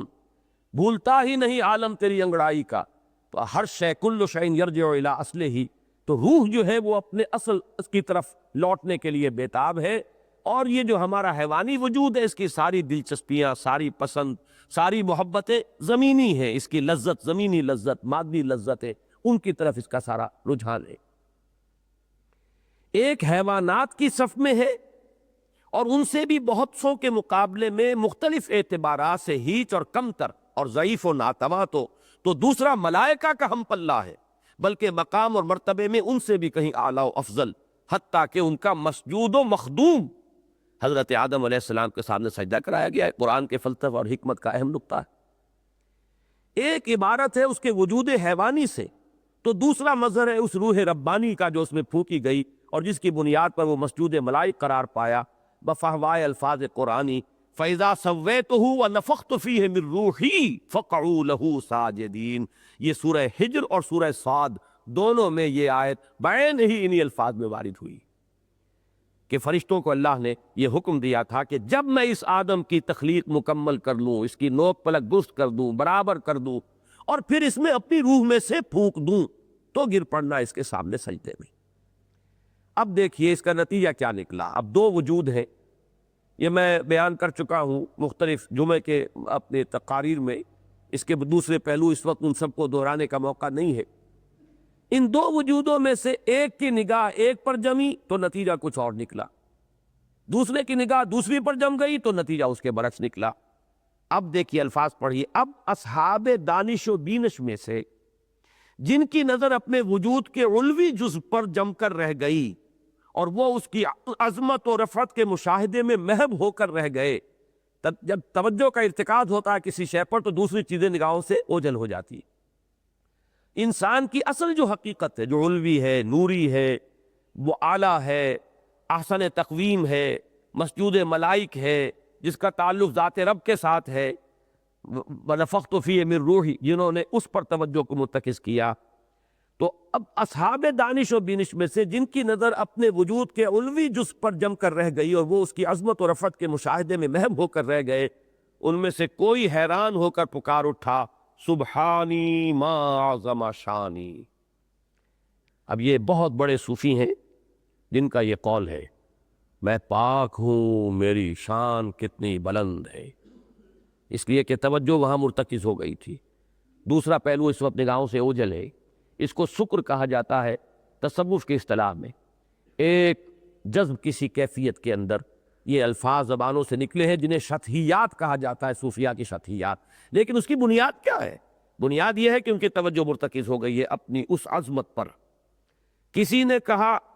کسی نے جذب و مستی کے عالم میں نعرہ لگا دیا انا الحق، یہ ہے وہ منصور حلاج، اور کوئی کیف و سرور سے سرشار ہو کر کہہ بیٹھا لیس فی جبتی الا اللہ، اس جبے کے اندر اللہ کے سوا کوئی نہیں۔ اب یہ تمام کیا ہے، نیچے نوٹ پڑھ لیجئے، منصور حلاج اور اکابر صوفیہ کی سطحیات، یعنی وہ جملے جو جذب و مستی کے عالم میں حالت سکر میں ان کے منہ سے نکل گئے، ان میں سے منصور کو اس لیے دار پر چڑھنا پڑا کہ وہ حالت صحب میں بھی اسی موقف پر قائم رہا، وہ ڈٹ گیا اس پر، لہذا وہ تو اس پر کفر کا فتویٰ لگا، اسے سولی پر چڑھا دیا گیا۔ لیکن باقی حضرات کا ایک یہ سمجھیے ایک ٹرانزینٹ سا ایک خاص کیفیت کے اندر بات نکل گئی، باقی جب وہ کیفیت ختم ہوئی تو وہ بات چونکہ اس پر قائم نہیں رہے، لہذا ان کو جو ہے مورد الزام نہیں ٹھہرایا گیا اور ان کو کوئی سزا نہیں دی گئی۔ لیکن اگر جم جائیں گے اس پر تو یہ تو کفر اور شرک بن جائے گا۔ لیکن میں یہاں پہ کس چیز کو واضح کرنا چاہ رہا ہوں کہ کیوں یہ بات طاری ہوتی ہے، آخر اتنے بڑے بڑے صوفیاء کی زبان سے اگر یہ الفاظ نکلے، کیوں کہ واقعتاً انسان کے وجود کا ایک حصہ اس قدر رفیع الشان ہے، اتنا اعلیٰ مرتبے والا ہے، اتنے اونچے مقام کی شے ہے کہ اس کا اور اس قدر قریبی تعلق ہے ذات باری تعالیٰ کے ساتھ کہ اگر صرف اسی پر توجہ کو مرتکز کر دیا جائے گا تو یہ الفاظ ہے کہ جو خام خواہ انسان کے زبان سے نکل جائیں گے۔ البتہ اس کو بیلنس کرتا ہے جب انسان کے پورے وجود کو آپ اپنے سامنے رکھیں گے کہ یہ اس کا ایک جز ہے، باقی انسان تو یہ اسفل سافلین والا بھی ہے، اس میں تو حیوانی سارے تقاضے بھی موجود ہے، از فرشتہ سرشتہ وز حیوا، اور جن کی نگاہ تحقیق و تفتیش انسان کے وجود حیوانی ہی پر مرتکز ہو کر رہ گئی۔ اب یہ ہے وہ ہمارے سائنسدان، وہ تو ساری ڈسیکشن بھی کر رہے ہیں تو اس باڈی کی کر رہے ہیں، فزیولوجی پڑھی جا رہی تو اس باڈی کی پڑھی جا رہی ہے، اس میں روح کا کہاں ان کے سامنے معاملہ آئے گا، وہ نہ ڈسیکشن میں سامنے آتی ہے نہ فزیولوجی پہ اس کا کوئی معاملہ ہے، وہ تو حیوان ہی حیوان کی ساری جو ہے، اور حیوانات جو ہے ان کے جسمانی نظام ہی پر جب توجہ ساری ہوگی، ڈارون کی اگر ساری عمر اسی میں بیت گئی تو اب اس کے سامنے جو آئی ہے اور اسی کے متعلق تفحص و تعمق میں گم ہو کر رہ گئے، انہیں اس کا تعلق لامحالہ بندروں، بن مانسوں اور گوریلوں ہی سے جوڑتے بنی۔ ان کے نگاہ میں یہی ہوئی کہ ڈارون بولا بوزنا ہوں میں، کہا منصور نے خدا ہوں میں، ڈارون بولا بوزنا ہوں میں، ہنس کے کہنے لگے میرے ایک دوست، فکر ہر کس بقدر ہمت اوست۔ گویا اب یہ میں نے اس کا جواب دیا ہے، گویا حقیقت انسان کے ضمن میں متذکرہ صدر متضاد آرا جزوی طور پر اپنی اپنی جگہ صحیح بھی ہے اور کلی اعتبار سے غلط بھی۔ اگر پہلی رائے کو کل قرار دیں گے تو کفر ہے، شرک ہے، دوسری رائے کو کل قرار دیں گے تو ضلالت ہے، گمراہی ہے، حیوانیت ہے، شیطنت ہے۔ ان دونوں کو رکھیے تو وہ حقیقت ہے، اور مسئلہ زیر بحث کا کوئی حل اس کے بغیر ممکن نہیں کہ انسان کے وجود کو دو متضاد اجزاء سے مرکب تسلیم کیا جائے۔ واضح رہے کہ وجود انسانی کے یہ دونوں اجزاء ترکیبی ایک دوسرے سے بالکل آزاد اور اپنی اپنی جگہ کامل اور ہر اعتبار سے خود مکتفی ہونے کے بابس غایت درجہ متصل ہی نہیں، باہم دیگر پیوست ہے۔ میں نے مثال آج دی ہے، اسے ذہن میں رکھیے گا۔ گھوڑا علیحدہ نظر آ رہا ہے، سوار اوپر بیٹھا علیحدہ نظر آ رہا، لہذا اس میں آپ کو کوئی اشکال نہیں گا۔ اب ایک ہی وجود میں یہ دونوں ہو، نظر نہ آئے علیحدہ گھوڑا اور علیحدہ سوار، وہ ہے ہماری حقیقت۔ ہمارے اندر ایک سوار بھی ہے، وہ ہے وہ ہماری اصل حقیقت، ہماری اصل انا، اپنی سیلف جس کو ہم کہیں گے، ہماری خودی، روح ربانی، اور ایک سوار بھی ہے، اور وہ سواری بھی ہے، وہ مرکب بھی ہے، گھوڑا بھی ہے، وہ ہے انسان، وجود حیوانی ہمارا۔ تو یہ راکب اور مرکب ایک وجود میں جمع ہو گئے ہیں۔ پھر میں کہتا ہوں کہ عظمت سامنے آتی ہے شیخ سعدی کے اس شعر کی، آدمی زادہ طرفہ معجون است از فرشتہ سرشتہ بز حیواں۔ باقی رہ گیا یہ کہ یہ دونوں کیسے ملے ہوئے، اس کا میں نے ایک جواب دیا ہے، اور وہ یہ ہے کہ جان اور جسم کا تعلق بھی تو ہمیں معلوم نہیں آج تک۔ یہ تو سب مانتے ہیں نا، جسم اور جان، ادھر جان نکلی جسم پڑا ہوا ہے، جسم میں کوئی کمی نہیں آئی، پورا سارا جسم جو ہے موجود ہے، وہی اس کے ہاتھ پاؤں، وہی دل، کوئی ایک سیل بھی تو کم نہیں ہوا، اور جان نکل گئی۔ کہاں تھی وہ جان؟ تو اگر جان اور جسم کا تعلق آج تک ہمیں معلوم نہیں، تو یہ جان اور جسم کو جمع کر کے ان دونوں کا تعلق جو روح سے ہے وہ اگر سمجھ میں نہیں آتا تو اس کی بنا پر اس حقیقت کا انکار نہیں کیا جا سکتا، اس لیے کہ جسم اور جان کے تعلق کو نہ سمجھنے کی وجہ سے ہم نے جان کا انکار تو نہیں کیا، حالانکہ جان بھی نظر نہیں آتی، غیر مرئی ہے، جیسے کہ سورہ واقعہ میں کہا گیا ہے فلولا اذ بلغت الحلقوم وانتم حینئذ تنظرون ونحن اقرب الیہ منکم ولکن لا تبصرون فلولا ان کنتم غیر مدینین ترجعونہا ان کنتم صادقین۔ سب کھڑے ہوتے ہیں، بیٹے بھی، پوتے بھی، بھتیجے بھی، بیوی بھی، ماں بھی، باپ بھی، اور اس وقت جان کوئی نکال کے لے جا رہا ہوتا ہے اگر تم میں دم تو لوٹا لو۔ ایسا عجیب مقام ہے قرآن مجید کا، تم دیکھ رہے ہوتے ہو اور جان نکل کے جا رہی ہوتی ہے، تم دیکھتے نہیں ہو، ہم تو اس جان سے تم سے بھی کہیں زیادہ قریب ہوتے ہیں، بس نظر نہیں آتا، نہ وہ فرشتہ نظر آتا ہے اور نہ وہ جان جاتی ہوئی نظر آتی ہے، لیکن ایسے ہی تم خود مختار ہو اور پھرنے خواہ ہو تو لوٹا کیوں نہیں لیتے اس کو؟ تو یہ ایک خطابی انداز ہے اور بہت مؤثر انداز ہے، لیکن اس دلیل کو اس دلیل سے رد کیجیے گا کہ اگر ہمیں اس روح کا کچھ پتہ نہیں چلتا تو جان کا کہاں پتہ چلتا ہے؟ اور ایک فارسی شعر جو میں نے کئی دفعہ کوٹ کیا، یہاں لکھا ہوا بھی آپ کے سامنے آ جائے گا، وہ ہے وہ خوبصورت ترین تعبیر۔ عہد حاضر کی عظیم ترین حماقتوں میں سے ایک یہ بھی ہے، یہ حماقتوں کا لفظ جو ہے بہت ثقیل ہے، اس کو یہاں میں نے بدلنا ہے جب یہ چھپے گا،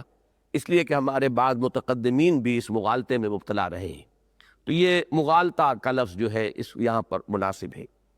ایک یہ بھی ہے کہ روح انسانی کو جان کے ہم معنی سمجھ لیا گیا ہے، حالانکہ جان یا زندگی یا لائف تو انسان کے وجود حیوانی کا جزو لا ینفک ہے، اور روح انسانی اپنا جداگانہ اور مستقل بذات وجود رکھتے ہوئے اس وجود حیوانی کے ساتھ اتصال بے تکیف بے تیاس، یہ رومی کا شعر ہے، اتصال بے تکیف بے تیاس، ہست رب الناس را با جان ناس،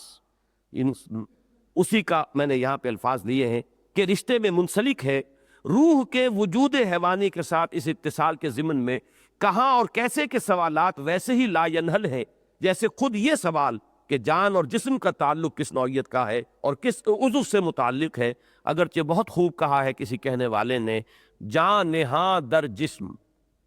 او در جان نہاں۔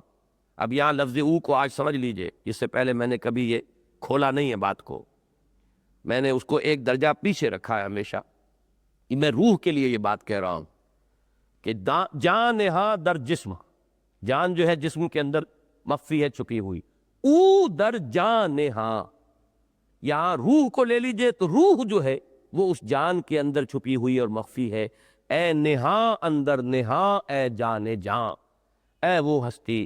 کہ جو نہاں میں نہاں ہے، جو جان کی بھی جان ہے، لیکن شعر کہنے والے نے یہاں در حقیقت اللہ کو مخاطب کیا ہے، یہ او کا اشارہ اللہ کی طرف ہے، جان نہاں در جسم او در جان نہاں، وہ اللہ بذات ہی ہماری اس جان کے اندر موجود ہے، اے نہاں اندر نہاں اے جان جان، یہاں اصل خطاب جو ہے شاعر کا وہ ذات باری تعالیٰ کے ساتھ ہے، اور یہ بات اچھی طرح سمجھ لیجئے، جیسا کہ میں نے آج شروع میں بھی گفتگو میں اکبر الہ آبادی کے دو شعر آئے تھے جس پر آج ساری ہماری گفتگو گھوم رہی ہے، انہی کا ایک بہت پیارا شعر ہے، توجہ سے سنیے، تو دل میں تو آتا ہے سمجھ میں نہیں آتا، بس جان گیا میں تیری پہچان یہی ہے، تو دل میں تو آتا ہے۔ میرا جو کتابچہ ہے عظمت صوم، میں نے اس میں نقل کیا ہے آخر میں، یہ در حقیقت یہ 3 پرچے اور وہ عظمت صوم والا کتابچہ، ان چیزوں کا ان دنوں میں ذرا گہرا مطالعہ کر لیں جن حضرات کو بھی ان موضوعات سے دلچسپی ہے،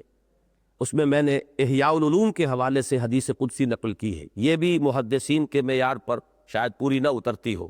لیکن صاحب روح المعانی علامہ آلوسی نے بھی اس کو اپنی تفسیر میں لیا ہے کہ لم یسانی ارضی ولا سمائی ولاکی یسانی قلب عبد المومن، میں نہ اپنے آسمان میں سما سکتا ہوں نہ اپنی زمین میں سما سکتا ہوں، لیکن اپنے بندہ مومن کے دل میں سما جاتا۔ اسی کو شاعر نے کہا ہے، غالباً یہ رومی ہے یا کوئی اور ہوں گے واللہ عالم، من نہ گنجم در زمین و آسماں، ترجمہ ہے اسی کا، لے گنجم در دل مومن عیاں، میں زمین و آسمان میں نہیں سما سکتا، بندہ مومن کے دل میں سما جاتا۔ اور اسی کو اس سادگی سے کہا ہے اکبر الہ آبادی نے کہ تو دل میں تو آتا ہے سمجھ میں نہیں آتا، عقل نہیں تیری کناں کو پہنچ سکتی۔ اور اسی کو اب چونکہ جو آج کا میرا اصل مضمون تھا وہ تو شروع ہی نہیں ہوا ہے، اب میں کیا کروں، لیکن یہ کہ آج ایک اہم نکتہ سمجھ لیجئے، اقبال کا ایک بہت عمدہ بہت گہرا جملہ ہے، This universe is a concept, God is a percept, اب یہ دو الفاظ انگریزی کے ساتھ، پرسیپشن کیا ہے؟ پرسیپشن احساس، میں نے اسے چھوا، یہ میری پرسیپشن ہے، میز کو چھوا گرم، یہ پرسیپشن ہے۔ کنسیپشن ذہن میں ایک تصور قائم کرنا ہے، اللہ کا کوئی تصور قائم کرنا ممکن نہیں ہے، لیکن اللہ ایک پرسیپٹ ہے، اندر جو باطنی تجربہ ہے وہ ہمیں یہ محسوس کراتا کہ ہے۔ اسی کو فارسی میں کہا گیا ہے دور بینان بارگاہ الست، جو اس پے ہی نہ برداند کے ہست، ہے ضرور کوئی ہے، کوئی معشوق ہے اس پردہ زنگاری میں، اس کو تو انسان اپنے باطن میں ایسے محسوس کرتا ہے۔ اس کی میں مثال بھی آپ کو سمجھا دوں کہ جیسے ایک دیوار ہے، آپ آنکھ سے دیکھ رہے ہیں دیوار کو تو اس کا طول، عرض، حجم، اونچائی کتنی ہے، کیا ہے، کیسی ہے، یہ سب کچھ آپ کو نظر آ رہا ہے، ایک مکمل کانسیپٹ آپ کے ذہن میں اس آنکھ کے ذریعے سے قائم ہو گیا۔ لیکن فرض کیجئے کوئی شخص اندھا ہے، وہ اندھا جو ہے اس دیوار کو چھوئے گا کہ ہے، دیوار ہے، کیسی ہے یہ نہیں جانتا ہوں، یہ اب کانسیپٹ تو قائم نہیں کر سکتا دیوار کا، اس لیے کہ وہ اندھا ہے، لیکن اس کی ٹچ، سینس آف ٹچ بتا رہی ہے کہ ہے، دیوار ہے، اس میں لاکھ کوئی کہہ نہیں ہے بھائی ہے، میں محسوس کر رہا ہوں ہے۔ یہی معاملہ ہے ذات باری تعالیٰ کا، انسان کا باطن یہ کہتا ہے۔ اسی کو فارسی شعر میں کہا گیا ہے نا جو میں نے ابھی سنایا کہ دور بینان بارگاہ الست، جس پہ این بردن کے ہست، ہے، اس میں کوئی شک نہیں۔ کیسا ہے؟ اس تک وراء الورا ثم وراء الورا ثم وراء الورا، کانسیپٹ قائم نہیں کر سکتے آپ۔ پھر ایک اور بات دیکھیے، میں پھر عرض کر رہا ہوں میرا اصل مضمون شروع نہیں ہوا آج، میں نے اصل میں کوئی 10 نکات نوٹ کیے ہوئے تھے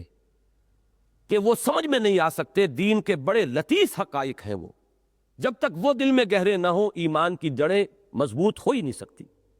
اور وہ 10 چیزیں وہ ہیں کہ جب تک کہ یہ حقیقت جس کو میں اس وقت فلسفہ خودی کے عنوان سے کہہ رہا ہوں اور میں حقیقت روح کے عنوان سے کہہ رہا ہوں، انسان کی اصل وہ شخصیت جو وہ اصل انا ہے اس کی، جس کے گرد یہ باطنی غلاف ہے، جب تک یہ بات سمجھ میں نہیں آئے گی وہ دین کی بنیادی 10 باتیں سمجھ میں نہیں آ سکتی۔ اور بڑے بڑے مفسرین اس دور کے جو انہوں نے ایسی ٹھوکریں کھائی ہیں اس میں، اس لیے کہ جدید ابھی ذہن کے اوپر چھاپ ہے اس مادی نقطہ نظر کی، جس کی وجہ سے کہ ان چیزوں کو انسان سمجھتا ہے کہ کوئی زمانہ قدیم کی باتیں ہیں، کوئی شاعرانہ خیالات ہیں، ان سے جو ہے زیادہ اعتنا کرنے کی ضرورت نہیں ہے۔ تو میں شاید ابھی ایک سیشن اور لوں ان چیزوں کے لیے، ان 10 نکات کو واضح کرنے کے لیے۔ بہرحال اس وقت میں صرف ایک بات اور عرض کر رہا تھا کہ ہمارا جو پرسیپشن اور کانسیپشن ہے اس میں کتنا فرق ہے۔ دیکھیے، ہم جب کسی شے کو دیکھتے ہیں تو ہم یہ سمجھتے ہیں کہ شاید اس سے زیادہ تو ہمارا ذریعہ معلومات کچھ ہے ہی نہیں، دیکھ لیا بھائی، دیکھنے سے زیادہ اور کیا ہے، لیس الخبر و کالمعائنہ، دیکھ لیا، آنکھوں سے دیکھ لیا، آنکھوں دیکھی حقیقت، اس سے زیادہ یقینی کیا ہوگی۔ حالانکہ اگر آپ غور کریں گے جو کچھ دیکھنے سے علم آپ کو حاصل ہوتا ہے وہ بالواسطہ ہے، انڈائریکٹ ہے، ڈائریکٹ نہیں ہے۔ آپ کا اصل انا، چلیے انا کو چھوڑ دیجئے، اصل کمپیوٹر تو یہاں ہے، یہاں ہے، اس کا وہ ویژن سینٹر جو ہے ہمارے دماغ کے اس گوشے کے اندر، آنکھ دیکھتی ہے، اس سے ریلے ہو رہی ہیں وہ سینسیشنز نروز کے ذریعے سے، اور ڈیسائفر ہو رہی ہیں وہاں۔ یہ بالکل ایسے ہے جیسے ایک بالکل بند کمرے کے اندر آپ بیٹھے ہو اور باہر کے آسمان کو آپ صرف کسی آلے سے دیکھ رہے ہو، وہ آپ کی ڈائریکٹ ویژن نہیں ہے، کہیں سے وہ اسکرین کے اوپر آ رہا ہے، کمرے کے اندر آسمان اور اس کے تارے اور ستارے، تو آپ کمرے میں بیٹھے دیکھ تو رہے ہیں اس کو، لیکن یہ ڈائریکٹ ویژن نہیں ہے، آپ اپنی آنکھ سے نہیں دیکھ رہے، بلکہ وہ تو کچھ اور تاروں سے، کیبلز کے ذریعے سے وہ آسمان کی تصویر جو ہے وہ آپ کے اس کمرے کے اندر کسی اسکرین کے اوپر جو ہے وہ اس کو نمایاں کر رہی ہے، تو یہ انڈائریکٹ ویژن ہے آپ کا۔ بالکل اسی طرح میں جو ہوں، اصل میں، وہ تو کہیں اندر چھپا ہوا ہے، وہ اس آنکھ سے تو اس کو صرف معلومات ملی ہے، ان معلومات کے ذریعے سے اس کمپیوٹر سے اس نے اس کو ڈیسائفر کر کے کچھ انٹرپریٹیشنز کی ہے، انفر کیا ہے، تو یہ ساری جو ہمیں معلومات حاصل ہوتی ہیں یہ سب کے سب انڈائریکٹ ہیں، جبکہ در حقیقت ہمارا وہ باطنی وجود، ہمارا وہ حقیقی انسان اللہ کا جو احساس کرتا ہے وہ براہ راست احساس کرتا ہے۔ اسی کو میں نے کئی دفعہ واضح کیا ہے سورہ حدید اور سورہ تغابن دونوں میں کہ بصیر اور خبیر میں فرق کیا ہے۔ اصل شے وہ خبیر ہونا ہے، اصل خبر جہاں پہنچی ہے وہ ہے، باقی یہ کہ بصارت تو انڈائریکٹ ایک شے ہے، آپ نے کوئی چیز دیکھی اور دماغ میں جا کر ڈیسائفر ہوئی ہے وہ کہ یہ کیا ہے جو آپ نے دیکھا ہے۔ باقی اصل براہ راست جو مشاہدہ کرنے والی شے ہے وہ اندر ہے۔ اللہ کا مشاہدہ براہ راست ہوتا ہے بشرطے کہ یہ اس آئینہ قلب کے اوپر سے میل اتار دیے گئے ہوں، اس قلب کے اوپر جو حجابات ہیں ان کو اتار دیا گیا ہو، اٹھا دیا گیا ہو۔ آج اسی پر اکتفا کیجئے، بات اس مضمون چونکہ اہم ہے اس لیے گھبرائیے نہیں، اگر ایک نشست ہم اور بھی اس پر لگا دیں گے، لیکن آئندہ اب میں تمہید میں کچھ بھی عرض نہیں کروں گا، بلکہ صرف وہ 10 نکات بیان کر دوں گا، وہ 10 نہایت لطیف اور اساسی اور اہم حقائق ہمارے دینی فکر کے، کہ جن کا کوئی صحیح تصور اس کے بغیر نہیں ہو سکتا کہ یہ جو ایک ڈوئل ہمارا وجود ہے، مرکب وجود، اس حقیقت کو ہم تسلیم نہ کریں۔ بارک اللہ لی ولکم فی القرآن العظیم ونفعنی وإیاکم بالآیات والذکر الحکیم۔